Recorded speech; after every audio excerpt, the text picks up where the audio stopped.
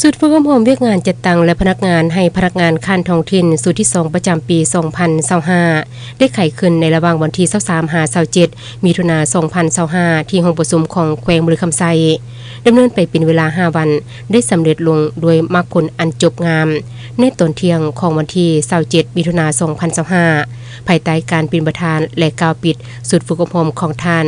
คำเสิร์ชวิละพันธ์กรรมการภาคกระทรวงหัวหน้ากรมจัดตั้งและพนักงานกระทรวงยุติธรรมมีบรรดาสามัญกรที่เป็นคณะแผนกหัวหน้าแขนงห้องแขนงพนักงานวิชาการจากแผนกยุติธรรมแขวงเวียงจันทร์ไซสมบูรณ์เสียงขวงบริคำไซคำมวลสวรรณเขตสารวันเซกองและอัตปือ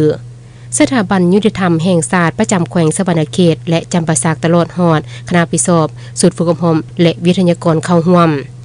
การฝึกอบรมในครั้งนี้เป็นปฏิบัติตามหลักสูตรของคณะจัดตั้งศูนย์กลางภาคเกี่ยวกับเวียกงานพนักงานพร้อมทั้งเป็นการแลกเปลี่ยนบทเรียนการจัดตั้งปฏิบัติเวียกงานตัวจริงของกรมจัดตั้งและพนักงานขั้นท้องถิ่นเพื่อสร้างความเป็นเอกภาพในการจัดตั้งปฏิบัติทั่วประเทศผ่านการฝึกอบรมเป็นเวลา5วันบรรดานักสามัญกรที่เข้าร่วมแม่นใด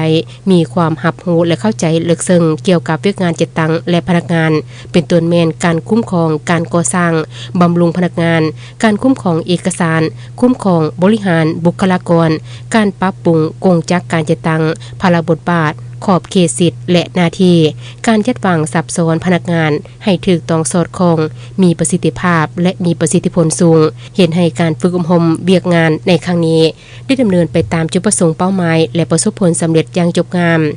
พร้อมในตอนท้ายของพิธีท่านคำเสิร์ชวิละพันธ์กรรมการภาคกระทรวงหัวหน้ากรมจัดตั้งและพนักงานกระทรวงยุติธรรมยังได้มีคำเห็นโอลม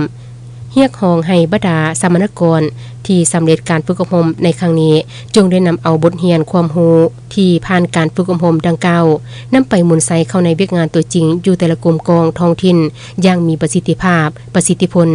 พร้อมทั้งปรับปรุงแก้ไขเวียกงานที่ยังคงค้างให้มีความถูกต้องสอดคล้องแนวใส่เหตุให้การจัดตั้งปฏิบัติเวียกงานจัดตั้งและพนักงานภายในโครงเขตยุติธรรมในต่อหน้าได้รับการปรับปรุงแก้ไขถูกต้องสอดคล้องกับนิติกรรมกฎหมายมีความสะดวกว่องไวและมีความเป็นเอกภาพกันในขอบเขตทั่วประเทศ